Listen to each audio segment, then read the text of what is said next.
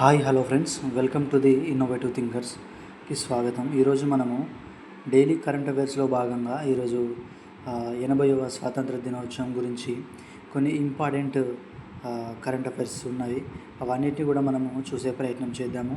ముందుగా నా యొక్క ఛానల్ని కొత్తగా చూస్తున్నటువంటి వారు ప్లీజ్ సబ్స్క్రైబ్ చేయండి, మీ ఫ్రెండ్స్కి రిఫర్ చేయండి, లైక్ చేయండి, షేర్ చేయండి.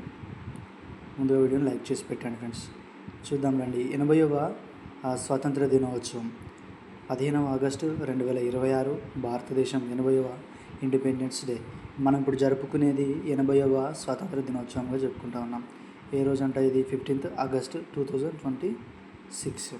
ఇక్కడ చూడండి ఏమేమి మార్పు చేశారో చూద్దాము. 2026లో భారత్ 80వ స్వాతంత్ర దినోత్సవాన్ని జరుపుకుంటుంది. ఈసారి ఎర్రకోట వద్ద వందే మాతరం ప్రత్యేకంగా ప్రస్తావనలో ఉంది. ఎగ్జామ్ పాయింట్లు దీన్ని ఎట్లా అడుగుతారనేది కూడా చూద్దాం. 15 ఆగస్టు 1947 ఇండియా బికమ్ ఇండిపెండెంట్. ఇక్కడ ఇది ఎగ్జామ్ పాయింట్ ఆఫ్ యూజ్ అవుతుంది ఫ్రెండ్స్. వీడియోని కొత్తగా చూసేటువంటి వారు ప్లీజ్ లైక్ చేయండి, అదేవిధంగా కామెంట్ చేయండి మీకు నచ్చింది లేదో. చూడండి, ఇది నేషనల్ కరెంట్ అఫైర్గా, ఇది 80వ స్వాతంత్ర దినోత్సవం సంబంధించింది నేషనల్ కరెంట్ అఫైర్గా దీన్ని చూడొచ్చు.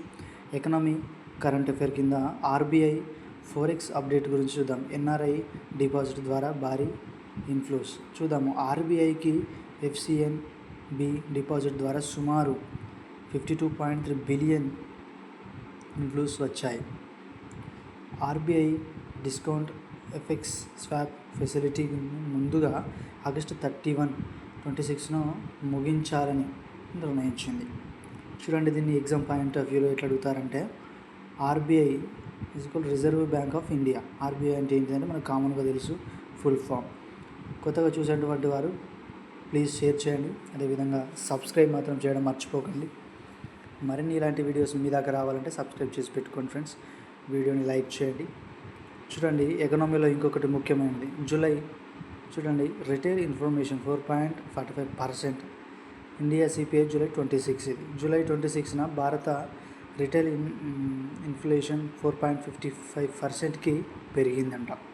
ఫుడ్ ఇన్ఫ్లేషన్ చూడండి 5.52% నమోదైంది.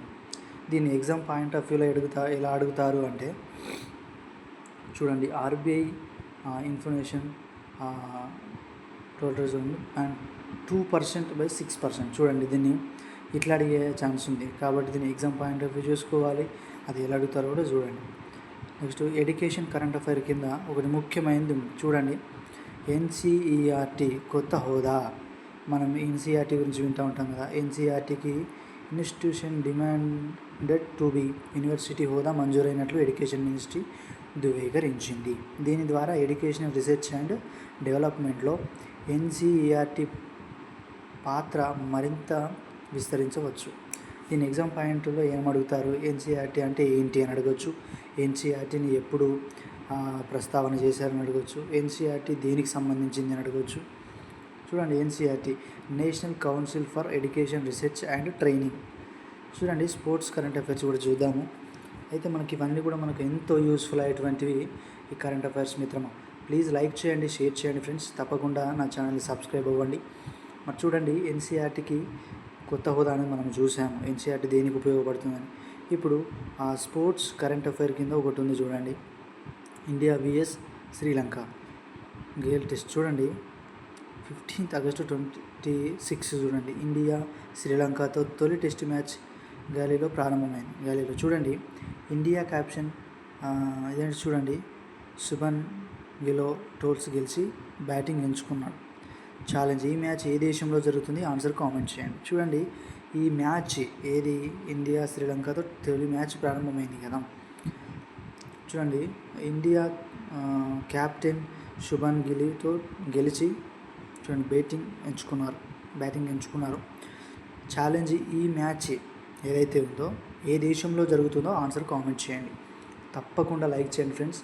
తప్పకుండా కొత్తగా చూసేటువంటి వారు మాత్రం నా యొక్క వీడియోని, నా ఛానల్ని సబ్స్క్రైబ్ అవ్వండి. Please like, share, comment.